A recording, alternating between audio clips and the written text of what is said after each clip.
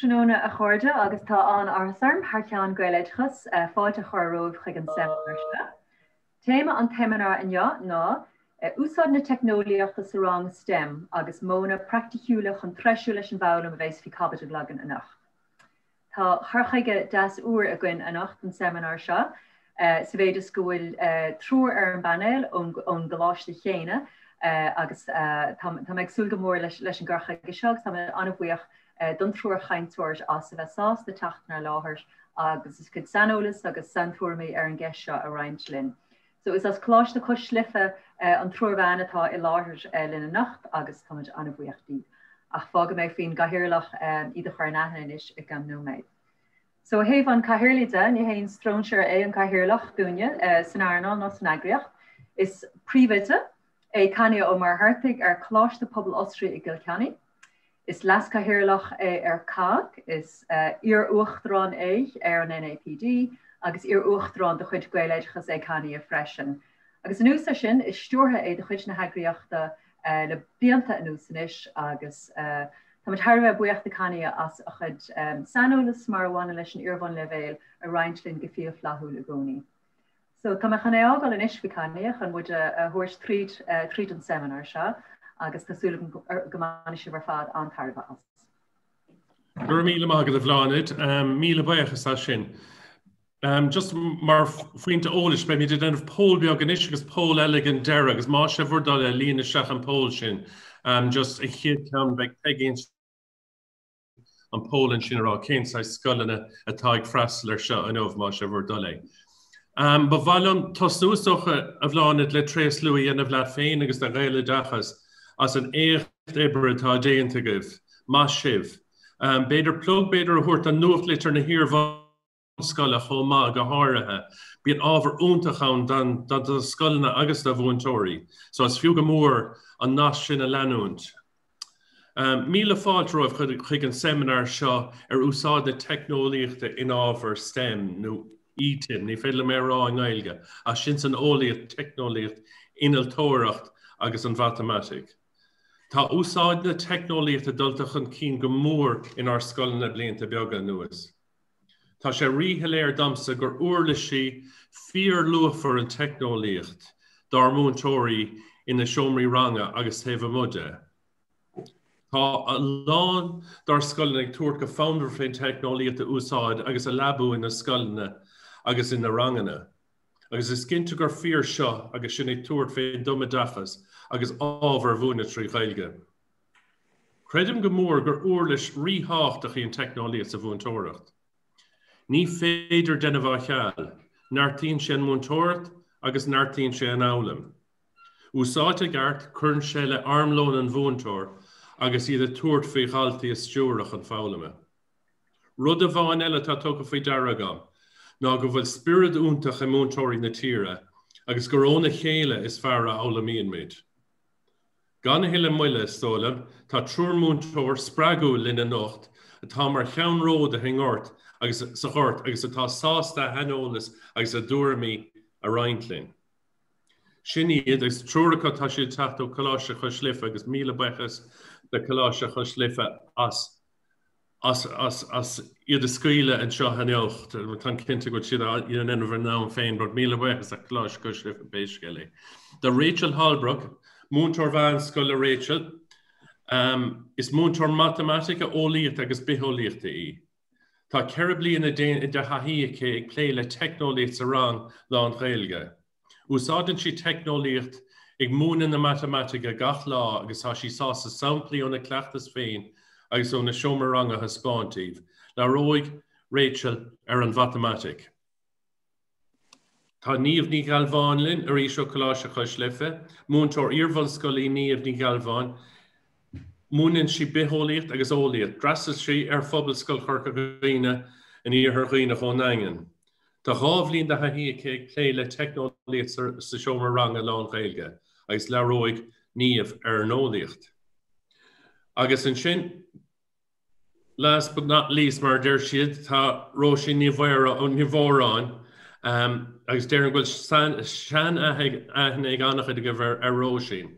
Is múntóir bhfoghlaim róisín I gláiste chuis lifa chomásá, níos mó na 5 bliain de haí, ní dólam go bhfuil 5 bliain, ní le níos sin aici. De haí ag cléile sem riomholaíocht agus an bhéarlas a seomra ranga lán-Ghaeilge. Chun si I lúntar fáil de bhúntóir yellow am go home, is son goil si treis iartaí anamh mehéin a stúra cúplúir chomá.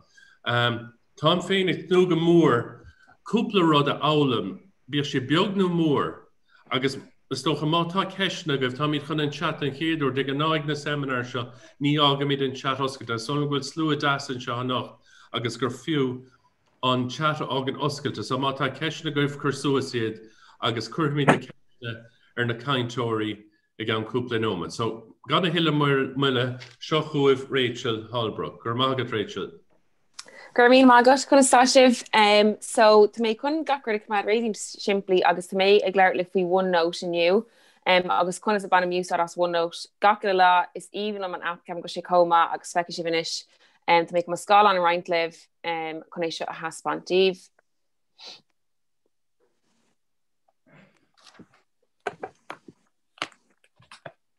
No. Ba chuir go one note le feicáil inis. I gachtainna. So, mar tal. Okay, Carmela. Hold on, panna me trí leas.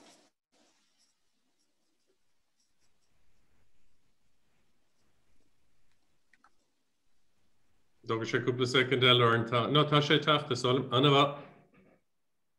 Sí agamann sin? Okay, perfect.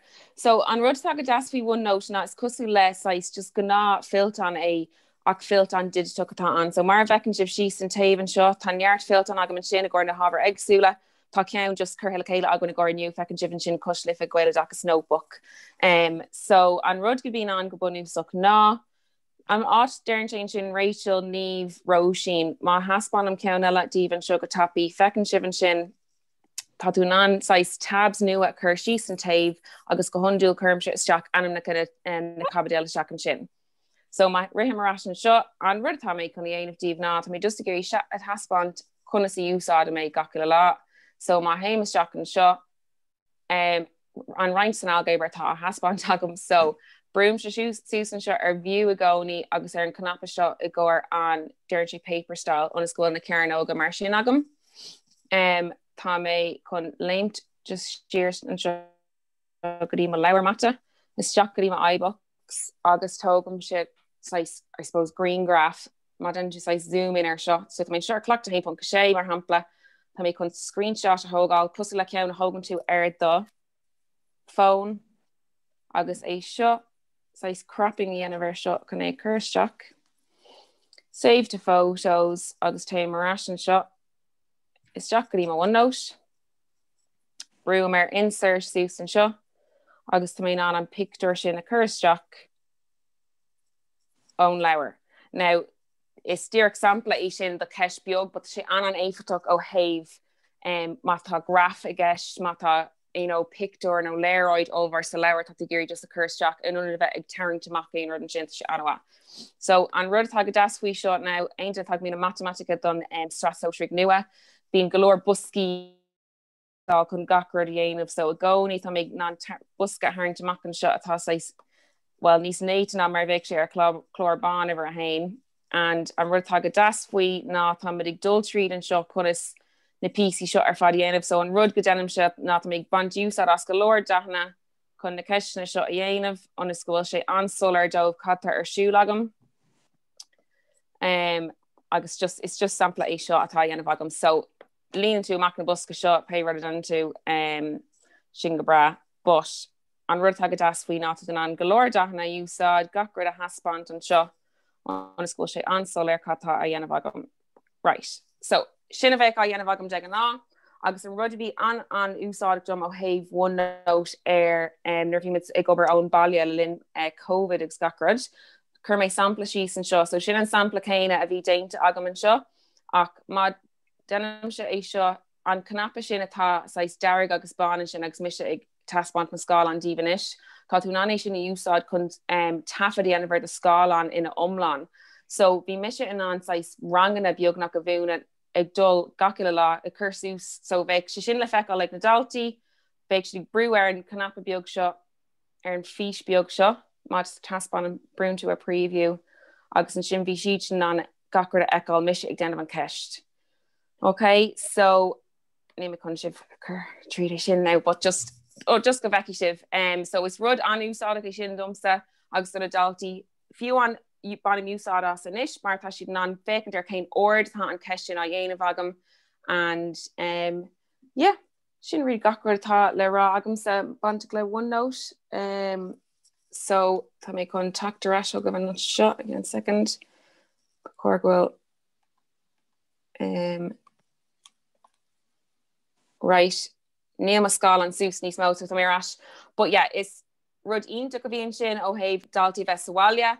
Tá sé an áisiúil fiú an faoi láthair le daltaí bheith ag obair ón baile aon den tag fannacht sáile fra gathheachtain tá gacrad acu in sin is cosú le tá sí ná lágáil isteach gach lá ar an OneNote sin tríd an riomhfuis scoile agus an rang leanúnta nótaí áil físna, but an físna chursús mar sin aon tá sé tasta wethú, and yeah, sin bhíon a úsáid agamsa. So tá níomh chun leabhart libhnis faoi Kahoot agus rudaí ar nós Microsoft Teams agus conas a nascannta sin isteach leis an OneNote freisin agus conas a ban si úsáid sin. Okay? Gur míle? Okay, gur má go Rachel, díomh go léir, tásúla gom go bhfuil sibh go maith. Níomh gal bhán is andam agus mar dúireach is múntóir beholíocht agus ólaíocht corporate agus cuma ag Choláiste Cois Life. So tá an tálinn go bhfuil cursaí teicneolaíochta den céad sco a gcuin sa scoil agus bhí míad ag buint úsáid as an tamar fad. So tám sá cuidas na slite sin a roinnt libh inis. So just tám chun na scóilón a roinnt. So 2 second broadcast.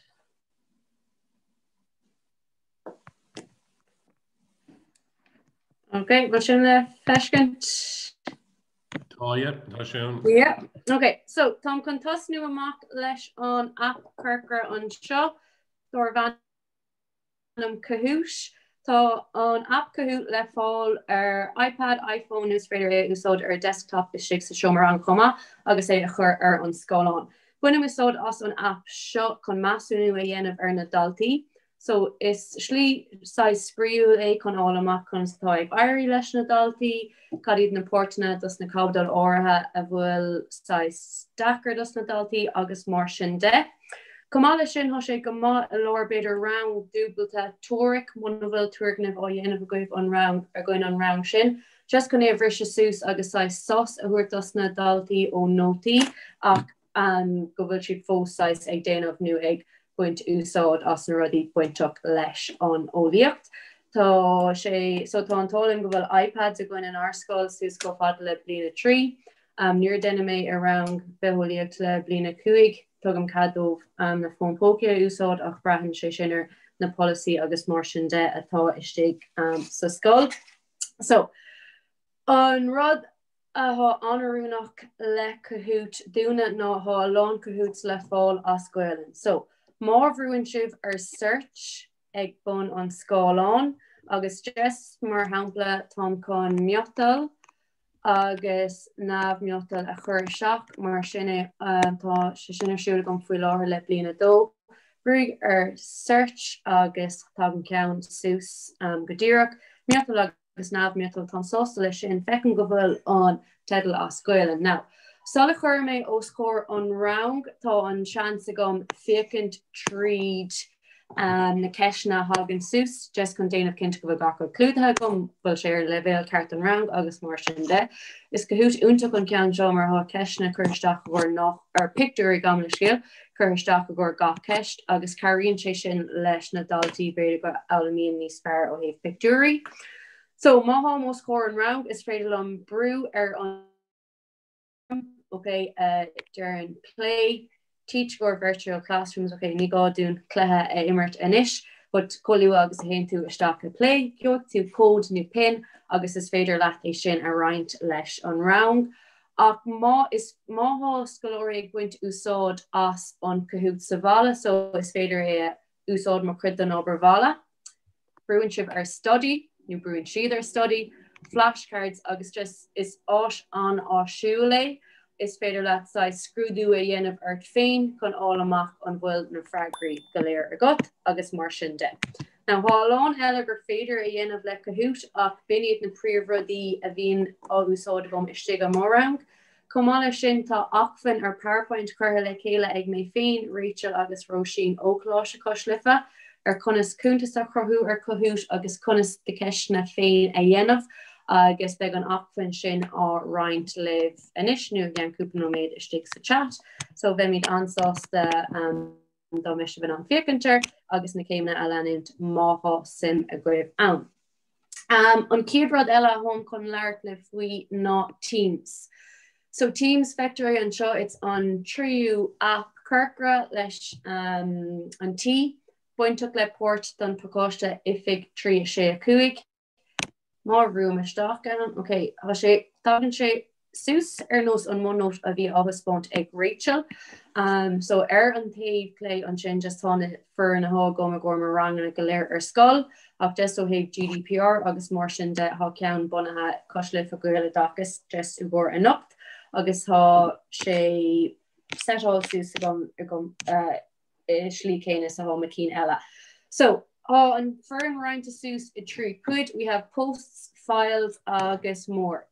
Is siga posts nó size chlór tachtrachta a gcóir an rang, máhan ein nuachta gom ein updater obervala nu pérod go dastíúm a roiint leis an rang chum é sús ar posts.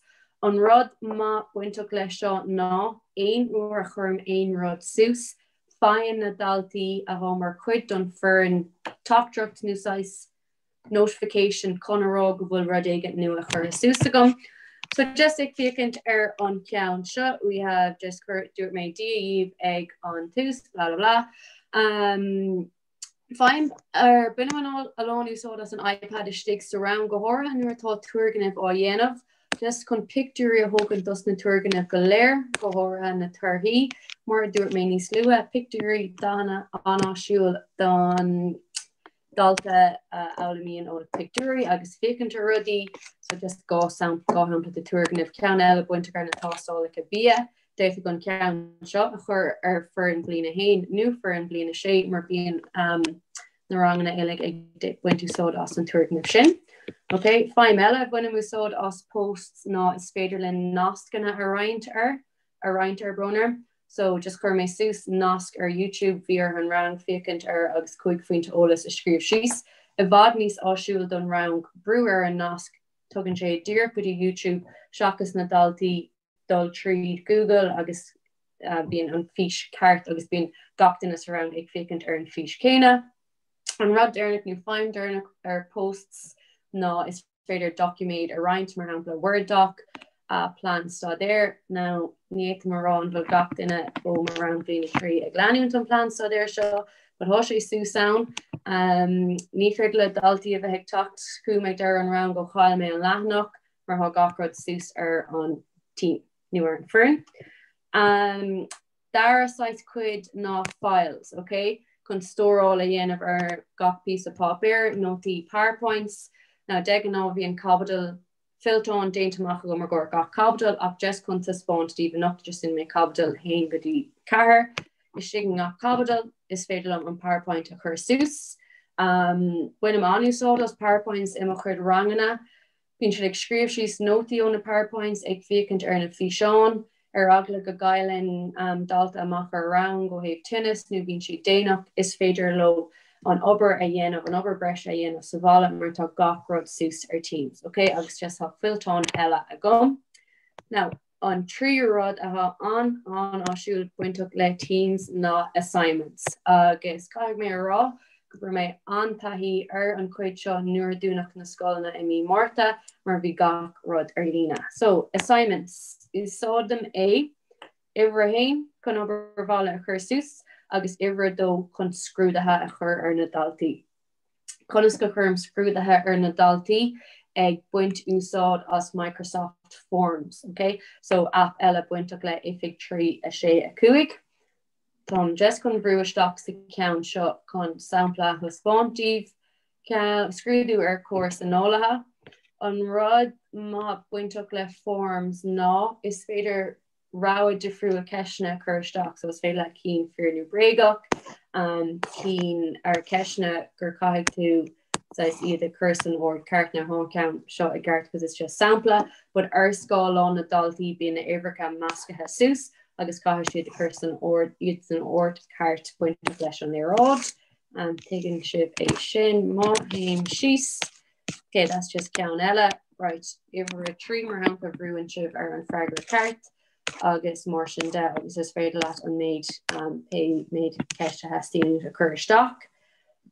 Buntáiste eile ar an leanach seo just to spawn in shape pe céin ama hastíú mé a cur sús agus Martian de close date nuair nach féidir lom ghlacha le ein scrútha dénach nu obair bhla dénach.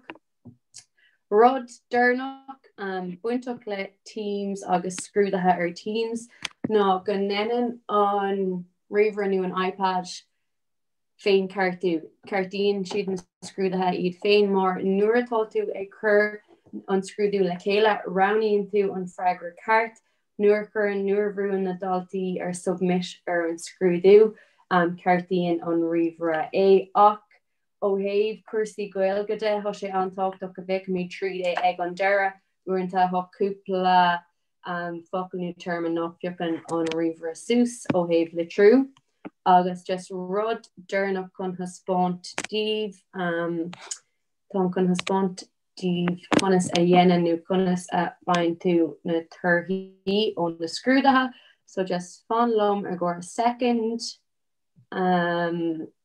So just hope my screenshots ó an firm seo an is nach me an dollar nash ar Safari.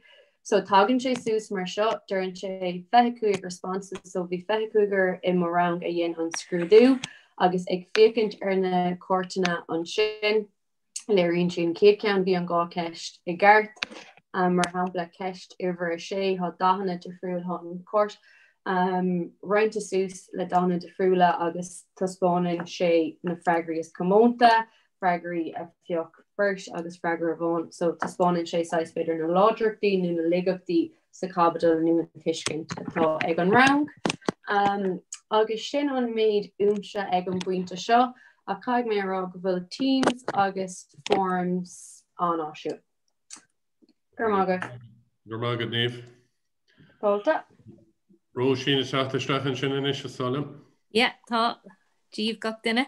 Nach bhfuil an tálamsa gom leis céil ormsa gohfuil níomh agus Rachel ag gobar sa sóil seaganna tá sé arás Múinteoirí mar iad sanna bheith ag gobar dom agus tugann sí spragadm bheith níos fearr ag an Teicneolaíochta me hain. So déanam mé iarracht mo scála na roinnfidh inis agus Zoom agus microphone on agus súlagum go naibreoch sé dom inis. So an féidir libh mo scála na eiceil an sin? Ní fós Róisín. Ní go fóil. Tugann sé nóméid beidir. Agus thosta a dhéanamh sin Róisín, just bhí ceist a bháin ag gamsa mar gabhail ar cahús, ná agus just risin ceist mar an féidir na cahút sin ar higus go raibh réim se lehan cahút ann. An féidir sin a chur narúnt, an féidir le cópa dhéanamh dó if iad a chur narúnt. Mar hampla cópa dhéanamh do cahútá déanta hana féin agus de airtha féin a chur ar. Today, yeah. Bheith ort na ceisna a cópáil isteach de cóp féin, ní féidir le cóp díreach a dhéanamh, mar hampla beidir cuaig ceiste iarn dit a thugant amach bud begar cín eile a chur leis tú féin. Ok, gur mágad ní le ceis, tá sé únta ná sin a bheith ann. Tá sé arás an mé cína á sús as Ghaeilge inis agus Rachel a hálinn a nocht denan si a lán cína gur beholíocht blina cuaig, so bí míad á roinntiad idir ar mór rang agus rang Rachel agus buineann siad an tanna bhas. Únta, cach me sin ará leis na Múinteoirí beholíocht be siad an Úsáid. Ar Úsáid an siad cahút sa scoil. Róisín with the garcail bhfuil tú? Tá mé taréis iirecht dhéanamh é roiint cúpla uair ach gur rénos tá mé chun iirecht deile a dhéanamh agus súlagum go léige sé dom. ach is féidir brain an Teicneolaíochta gcónaí ach bháin ghfuil tú ar an spotta. As just agus is so good lán a trééis sé chu hús a chatan sin má tá ceisnig díine cursa chata ina beidir go dóga mééis ceisna beom má tá fánar díine ceiste chur a beidir bhór lábha chu suas ní liscam níl taí gamsa ar Zoom tá taí go mar team so. Well, ceist sa chat Connie is féidir mé léh amach mar bhfuil an Nílam seábal éiscint so má se hala ag planet. Yeah, so is ceistí seo den níomh agus de Rachel. Cead atá a dhéana agah le daltaí atá sa bhaile faoi láthair. Cad a dhéana daltaí bhfuil daltaí an mó ón rang de bhar COVID nuair cuinsi eile. Níomh tá branar. No, yeah, so gan dá bíon daoine daltaí as láthair bhd níos móna léonnta seo ó thaobh COVID agus mar sin de, but tá fós ag leanún draig leis lema over agus an cabdal sa rang ach just tá chur gachrod sús ar Teams, so ein leanach ein Word document PowerPoint a úsádam tá sé sús ar Teams, agus tuis go bhfuil me chur an obervala go léir sús ar Teams, find siad a notification so fiú máhan siad as láthair is féidir ó an obervala at all. Bhín sé lecha amach agam go sin plí céim ar céim, so tá sé éasca, well, capan go bhfuil sé éasca dó cumad sús. Agus an rud céine a dhéanamh agam sa ó thaobh one note úsáid, mar bíon one note a úsáid agam ó thaobh é chur an scálan agus mis a scríomh sa rang. So má tá siad sa bhaile agus tá siad déanamh an obair den tá siad an legal seachar an one note agus nótaí an rang ar all agus má tá níos mó ceisna acu fós tá mé antais an screen recording sin dhéanamh agus an fí sin a chursúh stóp chun carúla freisin mat sin ag tastal so. Maríon tú leis an mata an sin Tá rud éigen is teachta an sin ró sin. Tásúm ghfuil mu ré inis. So tá mé más féidir libh eáil inis. mis is strict one céine is a chur na cáilín céile féidir libh sinna eáil tá an tidéil ar ná an smuointí eile. Okay, so mar luig tú is múntar mé Choláiste Cois Life ach go príomh is múntar bearla mé, so má tá chuid Ghaeilge beáín luchtach gom leis géil. Tá club códú in bhfoghlaim agam, tá ranganí ríomhreachta agam ar amchlár ach just ní ra gohan ama agam sna ranganí ríomhoghlaíochta chun tuairt faoi go leor códú a dhéanamh, well an méid códú bhí mé géirí dhéanamh leis na scoláirí. So in éagsúla gach cédín bíon slúadas agam, tosíonn siad ó bhbliana hain agus an duine sinne ná daoinetá san idir bhblin. So seo réimse dus na rudí a dhéanam se lo, so an céad rud atá mé géirí a roiint libh ná an Bebris Challenge, agus an rud tá ann ná is comórtas smaointeoireacht ríomhreachta a chur olamh mata ón Lithuania le chéile roiint fa blianta hen agus is inis is comórtas idirnáisiúnta tá ann agus just tá mé géirí oscailt múl sé gligantom Bronarm is féidirm dolas teach bailach ag an eile ar rénos. So Bebris. Okay, so seo an lehanach atá ann le haig Bebris, so just bhlam just couple samplaí a haspoint. So ní gádum cúntas chu nó aonrud mar sin is féidirlum just dolas teach an seo agus roiintas na cluichí a eáil. So is féidirlum é seo a dhéanamh sa rang leis na scoláirí agus léonn siad tríd an cheist agus tosíonn siad é á phlé agus digan á iarmse ar duine a chu má iPad a thógáil agus é a phríáil, so tá ar Red Riding Hood an méid is mó agus gur féidir le hí dus na blá a bhailiú ach níl cadací ach buga i línta díreach ach níl cadací buga cinál ar fearr. So ceapan gur sin an méid is mó bláhanna gur féidir le hí a bhailiú agus forma I garte agus an sin bugam se a rá go dtí an chéad ceistile agus mar sinnde. So bíon an sprí a goin lena chéile agus mar bhaca sibh tásúla gom má héimse ar siar an sugadí challenges. Tá siad inarúnt dá ís. So tá ís grúpi éagsúla agus féidir is féidir leis na scolóirí an ís ceart a ranú agus is féidir lo idir chríáil agus tanna bhaint asú. So an rud eile tá méid déanamh fi láthair le grúpa ná Make Code Arcade agus for mé an smaoinemh seo ó Microsoft agus tá an iarán is jig a Dream Space tá siad arás agus dala an scéal tá siad ar fáil chun cheardlann trí lán-Ghaeilge a dhéanamh airlíne le grúpa mar hampla más rud é gohfuil grúpa agat iadmhscoil atá ag Glacapáirt club códú nó atá ar amchlár agus chuir siad thar an saoir chuir siad na háisina seo ar fád le chéile agus tá siad thar bheith tarintach agus cumála sin má just tá méid irí scroll si is pís beag eile mar fecinn sibh go bhfuil sé inarúntas na hábhair atá lút an sin alíonn mata códú agus ríomhreachta agus tá gníomhaíochtaí thug mé sin dómhaint an Jakáte agus han sé go mór lo.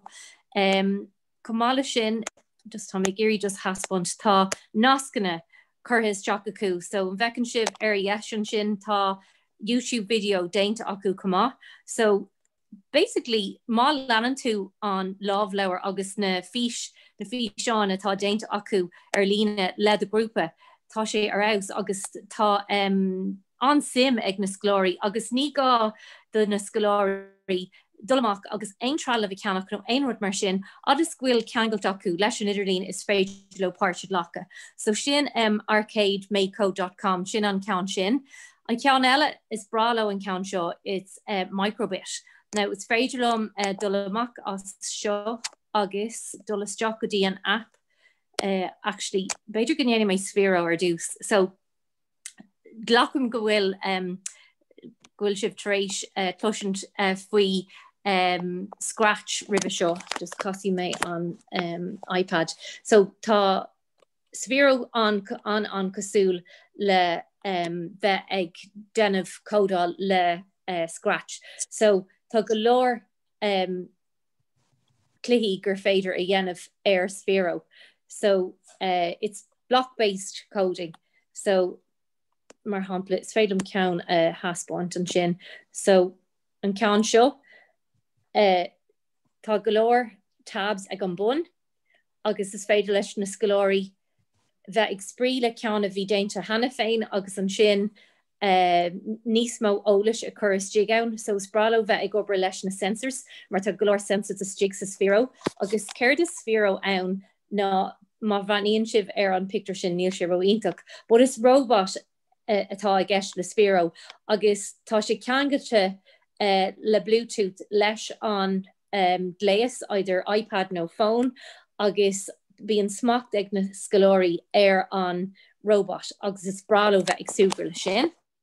So sin sféro. Microbit is riomhre é sin cumá atá an tá sé really tharbheith cosú le scratch cumá. Broner just bhí mé géirí sin a oscail chuna haspáint libh no déine méid armid faoi. Agus Quizlet sin an broner an app seo.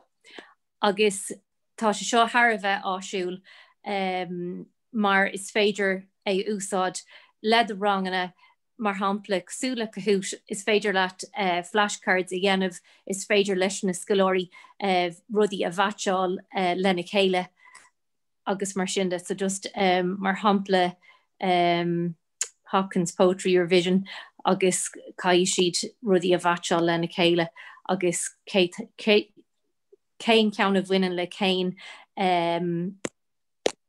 dáin agus mar sinnda. So sin cinál sampla den cluithe atá ann, so tis gom gúil méid dul thar bheith sciopí an seo ach tá méid irí dulrás an seo chun roiintas na thuirlis a bhaineann le scolóirí le réachtanis breise a haspáint libh mas cuma libh. So mar hampla, so tá fearr bhrónarm ach ní bríonn an rud atá méid géirí a haspáint libh trí bhain na Ghaeilge go fóil ach aibríonn sé merla agus a golóir dus na teangacha orpacha comá. So mar ecinn sibh an seo tá písa scríbhneoireacht ón Carol Sanam den nuachtan sin ríis ó se LP an count sin ceandas na príomh scéalta a bhí ann sa nuachtan sin aniu. So actually it's féidearm just to spawny mé díobh cadas a bhór mé so an seo. Okay, so aber gur seo LP an sin an nuachtan just tá mé ag géirí hide reader view a dhéanamh.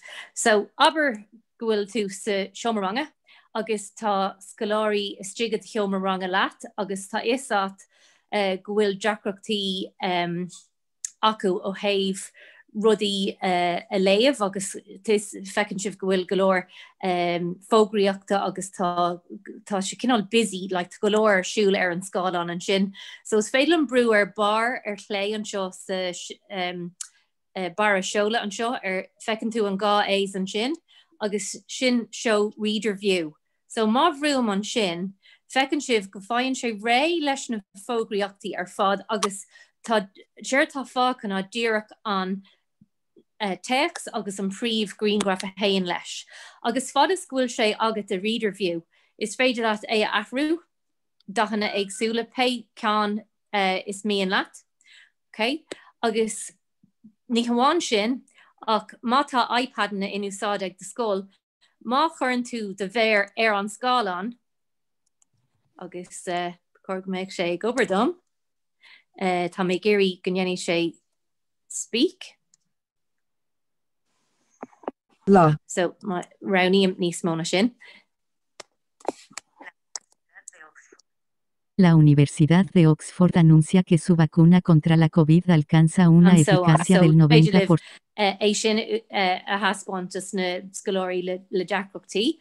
Ní hamháin sin ach tá mé géirí just dulasteach an seo go dtí seo lehanach Ghailige scríofa Mariella ar an rugby. So is féidir mar rud ceann céine a dhéanamh an seo, show reader view, ach fuair má bhrúmse ar an Ghaeilge agus má bhrúmse ar speak, ní hiann sé. Tí athos é ar lucht féin isteach to TG. Ghaeilge is mór an trú é sin. Ach má haim se siar ríis go dtí mónát ag LP agam. Ó ar imig sé brónarm dúirt sé lom gur imig mo scáilán. Yeah, just jooi mé rá sé just second one, just chun críoch a chuir le seo. So the fearr bhrónar mo leiscéil Zoom, start broadcast. So hain nudge. Okay, so tá idir ras ríis. So rud dearnach gan héile muile. So tá mé stig ar oh no. Tá sé tusa oh no. Tá sé Darren Shay, you will need to reboot this device. So Darren Eric the one Ella. Okay, Sula gum gonna roy Shay. Okay. So Creek ni Shay reach. Tá sé bra is féidirlam tá back plan. Cad a bhí an Roisin, is idir better later. It's féidirlam leir faoi go dtí go bhfuil mé arás isteach tá brónar tá mé con. So nuair tá sin Roisin, just a cúpla ceist beidir a tháinig ceist isteach an sin is dóla ar an chat. Cad a úsáideann tú is beidir go dógach níomh nó Rachel seo ní listigam is cum agus beidir go raigró mé haon cuide. Cad úsáideann tú chun tafa dhéanamh na scáilán an riomhar scoile nó ar an iPad atá sé nó cad é a úsáideann sibh? Yeah, is iPad atá an úsáid. Agus an rudtá go maithfuoin screen recording sin freisin just ri mé darm dé rá tú ná the microphone occur siúil freisin so an rud bhí a dhéanamh agam san an ar bhí mé á scríomh agus ag tafid pe some a bhí ar siúil agam bhí mé an a bhíú cad a bhí i gceist so Féic na daltaí an dul is Jackí an one note féic ar an sampla ar fád dainte ach ag an céanna an dul Jackar an bhís agus céim é eáil agus mis ag míú cad a bhí gceist leis freisin so anna ó héh an iPad agus is stocha go sé táach a luach ó má gohfuil like brahan sé cén garas atá an scoil tá an Office 365 tá surfaces ag na Múinteoirí agus tá iPads ag na daltaí. Just tá roisin na géirí tá stachan sin méidir go tríú mí sí féró a bharó sin. Agus tá scoileann eile ann le Chromebooks, is tá scoileann eile ann le iPads a bháin agus tá G Suite am. Agus tólam an pointe táchtachan se ná go bhfuil socha gach gar is ábalta gach rud a dhéanamh. Rud é gan a dhéanamh, Slitar haun agus a ríis má. Socha má leabhar an Múinteoirí le na chéile sa scoil agus leas má gur bééis sin an rud is táchtaí ag fálamá na chéile. Agus tá OneNote anha ar an Surface comach agus bhí muidna inniu ag bantíú sin sul bhar na iPad, so tá an OneNote go ar an app agus scacard ar an Surface agus tá peann ag bant leis freisin. Tá peann fi le agan ag an iPad, but tá peann leis an Surface ibring comach freisin ó héh scríb agus OneNote i úsáid, so Darren gohfuil bailach éigen chun an scáil an a hafid comach ar an Surface nó ní mé nó swi fi láthair, but Darren gohfuil bailach chun an rud céine dhéanamh.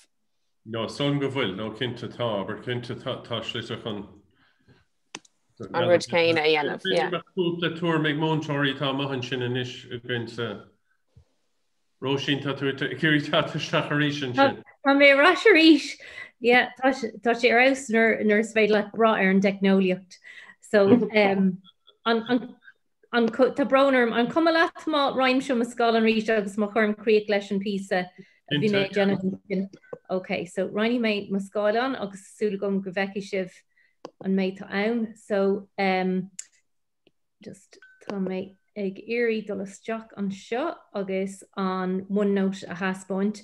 Agus an rud a bhí mé géirí haspóint ná an bailach gur féidir leis immersive reader úsáid sa seomra ranga go hára leis na scoláirí le deachachtaí roiir, deachachtaí ó héh ná rudí a chluistáil agus mar sinnde. So na mé dúirt tá sé teachta nuas a ríis an second. So is tí go léthiret agus ar iPad tá an cuma ar beagáín difriúil, but na mise ar Surface Pro inis agus but tá an na féidearthachtaí mar an ggéine ann. So má osclaíam immersive reader ar an scáil an. Súil go gunna brog sé. So immersive reader, come on. Ní má leis an Teicneolaíocht mé an uachtar ar chúis éigen. You know, do crete. So an go bheici mé osclaim mé éis an app agus beidir go ligigh sé dom iarraí a haspóint. Just le chur gaoine a dtíana mátá ceisna có just chur seasa chat é má sé bhar dala. Yeah. Ó dul an scéal, chuir tú ceistan sin maidir a screen recording. So más rud é go bhfuil tú buint úsáidas iPad is féidir leat a dhéanamh leis an orlis atá inbuilt san iPad. Ach muna bhfuil iPad agad agus más rud é go bhfuil tú i gúsáid desktop nó laptop. Basically, ein leas le Windows 10 air is féidir leat dul isteach ar PowerPoint agus screen recording dhéanamh a buint úsáid as an desktop version, on lagan desktop the PowerPoint, agus tá sé fearr úsáid sinna dúsáid mise go minic. So tá méid iarraí dul isteach an seo go dtí view and immersive reader agus led the whole I brick them. Gary over I'd like a do credit in you. So fan go back you may better good that's when you may tree loss immersive and show you were screen sharing sha och dig na ligan shade it dulles jock immersive reader agus haspont good night spáinne mé an translate function gur féidir leat rudí astrú ó teanga amháin go teanga eile. Agus tá sé sin ionach más rud é go bhfuil scoláirí sa scóil agus go bhfuil tú i géirí haspon dómh aber nach bhfuil siad ro muíach as an comas tá acu sa ontú tá brnarm sa teanga ísachta agus beidir gur féile dolas deach an seo agus éisteach leis an duine á léomh amach is stig san immersive reader. So fecinn si bhar dheis an sin is féidir tuigean an OneNote gur an Spáinise tá ann agus aistríonn se go dtí teanga eile ná ní dóilm Ghaeilge go fáil ó tá Ghaeilge ach ó gáid tá actually tá mé nervhíseach an bhfuil se sin. Ní sé róil. Ní sé róil insert. OK, agus inis an méid sé sásta é sin a léomh amach. Neadidir. Féidir nach bhfuil. Rud amháin eile a bhí mé géirí just a lua son in dhéanaine mé dearmid maidir leis an mata díreach Windows, leas Windows, níl mé caint faoi iPad mar níl an féidearthach seo ann, but leas Windows is féidir leat replay a úsáid, so aber go bhfuil tú tréis bheith ag dul tríd ceist mata an seo, agus is féidir leat brew replay agus deirí se select everything, so tá spáinne sé don scoláire díreach an ord in an Iar-bhunléibhéal an múinteoir an cheist. Fecinn si bhéh sin? Now, níl éon go leis an replay, but is féidir le just brandú ar na céimena tá ann. So sin an chuid a bhí mé géirí haspan if caiisih just take my word for it mar dheartha nach bhfuil an immersive reader chun oibrú dom inniu, but Dairire ibríonn sé de ná agus léonn sé an méid text atá ar leanach dit agus caríonn sé mar hampla just fad is go suíomh faoi is féidir leat an dat an cúlare a afhrú. Bhí chalín amháin i marrang cúpla bhlín ó hin agus bhí faiban roiir aici agus dabhraigh mé an dat a bhí ar cúil an lehanní agus chur mé in I rúnt DA. So it's just rudí beaga mar sin a caríonn go mór leis na scoláirí le riachtanis breise. So tásúla gom go raibh sin cearach beagáín, so tá brnarm faoin na fáib na Teicneolaíochta bhí agam. Sin ceart le gur míle maithagad tro sin. So tá cúpla ceisina takeísteach an sin, I see cúpla ceisina takeísteach rih ré. So just Louis Munter Thomas and sin Muscal Hain and sin gur féidir PowerPoint chun screen recording in a maidir tosaró sin agus is son bhfuil scatad an na Múinteoirí a dhéanamh sin. Agus cinnte just léim mé amach beidir cúpla ceis stoilm go sé seo le ragart conas gur féidir an Teicneolaíochta úsáid chun freastal ar daltaí le bhfuil réitina speisialta ortha de chuidir sin leis an immersive readers ach bhfuil éon beidir multi-eile daoine eile ó thaobh éon appan atá úsáide chu nó so chud níos generálí. Yeah, Connie, it's jig ar an iPad má haon tú isteach is settings agus tá rá agat ar cléann sin darbanam accessibility agus nar haon tú isteach an sin tá go leor orlaisí inbuilt mar deartha san iPad chun cabh le scoláire le riachtanis breise agus tá réimse lehan de accessibility tools ann, so is féidir leis le pe cúntar riachtanis speisialta é sin úsáid chun cabh leis an scoláire agus iad géirí fálam leis an léas. Gur bhagad. Is toch an dar ceis a tháinig isteach sin is sí an bhéir an lingua franca don óliacht. Fáil sítar níos móna necha fangéad in na papéir óliachta den dain trí bhéirle. Cad éana slit is thar gur féidir leis an múinteoir óliachta táchtaí líofachtanga óliachta agus líofacht Ghaeilge a chur a bhain dá chéile. Yeah, so bhí ag smuoinehar an ceis sin agus capan go banúsach just tógann sé well ó motha hí beagánín planáil breise rihraí chun déanamh cinnte go bhfuil na hábhainní agus na nótaí agus gacra déanta amach agam nu acmhainteoirí eile trí Ghaeilge. Conas dhéanamh sin, ag tús gach rang dennim iirecht na intíní fáilme a chur sús ar mór trí Ghaeilge anas gur féidir leis na daltaí go léir iad a léamh. Má siad sús ar mór ar PowerPoint cinnín sé sin go meis siad le fáil ar Teams, so siad le fáil an tam ar fad. Comáile sin ein san bhínathe úsáidm má méid léh trí ar OneNote highlight pean dar chur tríd gur na san bhínathe gohortha nuair hagann sé go dtí scrúdathe bhíon trí séomhharc ag dul an tam ar fad a gur san bhínathe trí Ghaeilge. Tá ochar focail chur sús agam ar an mala just le príomhfocail ó gach cabal printáilta amach agam há siad ar leathnach é cethir laminated há siad sús ar an fála an tam ar fad agus tá daltaí ag fiacant arthú lá ní lé. Comáile sin le gan dabí me buintúsód as terma.í éonúair a hagam drasna ar focail má ag léhrad bíorla deirm leis na daltaí sibse feig an astri chun Ghaeilge dom fi seán úntaach ar cog.í buinte le éhí ní thuúlaháin sé fi seán trí Ghaeilge déantamach ar golóir ábharnú chabadal ón tasta sóisiach ag just mór vís an rud céine luúd mé le cahúis. Is just chun rud éigen defriúla dhéanamh sa rang brise uair das na daltaí ó nótaí agus scríóireacht agus just arrás go bhfuil na rudí seo go léir le fáil trí Ghaeilge. Agus I suppose go banúsach folklór onas go mé gach terma go me gart. Agus sin é go banúsach. Rud abán eile há anásúil sa séharlinn and I suppose ein ábhar praiticúla really. Há lipéad í curtha goin ar gach pí a trealamh somar hampla an ascra, flas conúil dach isce, lipéad leis an tá siad le feiscint arthú a marcar dubh, so éonúair hóm around aon rang ag déanamh scrúsús mod le tuaireanamh is féidir lo an litriú carta bheitá agus just an terma le feiscint. An sean stíl gan éon Teicneolaíochta buinte. Yes. Ag nasca an gárad le chéile. An bheith ar fad. Yeah.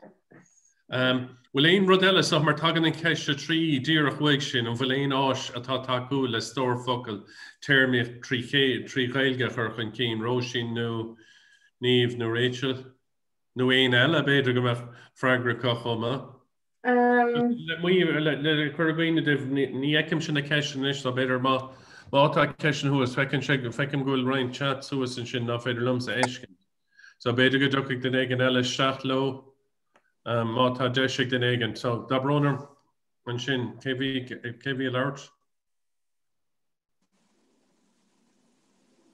Ra den éigen a chur leis an ceisian ó thaobh áis atá taú le stór focail termíochta. Níl moltaí. Go bhista níl éon ceann. As toch an molle bháinna bhí gamsa dal blion an lá deireadh ná OneNote a úsáid agus lehanach a chrathú agus focail le scríomh seas a buineann sé sin le aon ábhar nuair tá siad a sealbhúntanga agus bheith so a gníomhacha na bhfoghlaimtanga son gur sé sin antáchtach. Fog mé raig go dtíon chiad ceisteiletá seo a gamsa, cad a bhulfá de bhúntóir nachfuil róch an pórdad leis an Teicneolaíocht, bhfuil cúpla app ardán a bhulfá. Bigim go roiint na ceiste seo generalta, just ceiste na bhíh múinteoirí. Ceapan go an one, I know to make kind of one note tamar fa, but ceapan go sé anha ó haibh daoine tosú macic úsáid iPad no Surface Pro no péireacht in úsáid acu. Just maar is just dul dahí ar an Teicneolaíocht gan bheith ag denmh an nummercha tá tú fósan an just bheith ag scríomh amach pe ceist a bhín ar siúla go leis an leabhar in acmhainní agus tú fósaigh bor an ranga gan bheith ag ahrú aon ar nummer so aon múnteoir bhín a bí go Berlíne a raibh denmh dul dahí an céad rud a hosí siad amach le was OneNote really.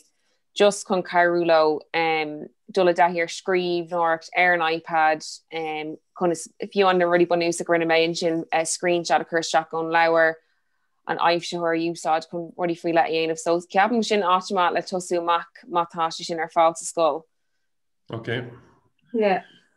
As aber tan kind aber vi right múinteoirí gan héin agus ní rud a cho compórdat leis an Teicneolaíocht agus daoine eile. Tá sé sin an gachéin scoil is solim bhfuil múinteoirí take ar mithe chun cín. Is solim go mór ó mí Marta raig chomá sin breúir ar fad forbar fás beáin agus an Teicneolaíochta sa níos seach an ar go rangan agus an ar scoileanna. Bhí tháinig maithas éigean ó COVID. Conas gur féidir ilúnta dhéanamh leis na múinteoirí eile sa scoilear seo, so gur ceiste sin a tá beáin níos leithin ar éis. An nurig so Choláiste Cois Life a cuiste Teicneolaíochta againn. Agus há an triúr againn ar éarisc an bhliain, but an nurig bhí chumar grúpaí le chéile, so bhí mé gobar le múinteoir eile agus an app a bhí mar ag déanamh stadair ar ná cahúis agus an sin bhí cruinniú fórna goine mí anar agus bhí mar in an na múinteoirí eile chur ar a lúnt mar leis an app sin. Bhí pairí eile ón gcuiste ag gobar ar OneNote. Bhí gá grúpa OneNote a goin, bhí ceanna goine go ar OneNote múinteoirí dúireach ag tosnú amach mar bhí Rachel ag rá an sin, agus bhí grúpa eile a dhéann chur láthair maidir le rudí eile is féidir le OneNote a dhéanamh móbhail taithí agat dhéanam mar iMovie agus bhí sin na trína Caracín, an just bhí na múinteoirí ag bogad timpeall ó na grúpaí agus bhí mar in an na ceisna ragart agus just thuspóint ó conas iad a Úsáid i gceart agus go banúsaí, an bhí sé an carach fuair agus in grúpaí ó Barnum, agus in grúpaí níos lú a bhí go má freisin just orintnar tá cruinní fórin agus gachtainna le chéile agus sa mise grá seo an bailcha crocking tú OneNote. Muna bhfuil aontainna á dhéanamh, ní cuiimhan ó chuna sé dhéanamh, so bhí sé go má ó hé grúpaí beaga bhí muidna an roundú céim ceardlann bhí mu dulasteach chuige, so níor mis chun dulasteach chuig an ceann bhí OneNote bunú sa mar sin ar ólas agam, so bhí mé an dulasteach chuig an ceann eile agus cúpla rud nua ólam. No, mar sin de bhí deisling múinteoirí rudí éagsúla Hispáin. Anna bha. Aon rud eile sin. Is stocha because it's stocha gúil sé sin garda a chrí héine sam tána annachid ebre déanta ag gcuin ar scoilear sin agus múinteoirí chur ar ilúnt. Agus múinteoirí is stocha a gur héanaar an ilúnt, is stolam agus taúla na chéile agus a ríis tag marasca go sin. Ceist an tapig is as am goil méid a fáilt an garda a hom, so bhfuil níla cháinóm an fáca gin an seo. An bhfuil gá tréála dhéanamh leis na daltaí. Is so an mulfa conas é sin i ghéanamh, nó mulfa i dhéanamh, nó conas i dhéanfáid, nó conas a hagan sibse féige leis lifa. Well, darlam hain, like, bheith tú ag ceapa go bhfuil na scoláirí ar fád go bra leis an Teicneolaíochta agus go bhfuil is acu conas gafrod dhéanamh. Ach fuair mé amach go bhfuil sé tharbheith tábhachtach scaoile le scoláirí chur láthair dhéanamh don rang agus lig mé dómh, chur láthair dhéanamh míú thuirt den bhealach gur chuir siad mar hampla keynote le chéile, agus gur leabhar siad os chun rang, agus chuir sé go mór leis an muinín a bhí go háirithe ag na scoláirí mlína hain, han sé go mór lo. So mlína just táid ag tosú amach le grúpa de Cinnery Digitalk, so tá roint is na scoláirí sás de ceúlam sa bhealach sin, agus beg muid ag cruthú físeán garage de trocha second nóméid, agus is siad na scoláirí atá ag chur na físeán le chéile, agus beg siad ar fáil ar lína do ein scoláire tá ag géirí breanúirthú, agus beg muid ag déanamh réimse de físeán ní ddíreach a bhainean le rud éigen amháin, it's réimse de ábhar réimse de apana, so sin an cinál chur chuige atá goin im lína. Gur míle maith is stocha tamid ritamachcha saoman is tá sé hochtach le go ddíreach agus galas go mé mé scríochting an nám is ná rain hain ag rambaláil ach an ard, so míle buchas le hain le Rita Halbrook le níomh ní galbháin agus le Róisní ní bhórán sin bhí sibh go húntaach ar fad. Míle. Míle mágus, Fanny. A fáilte ró agus gur míle mágus.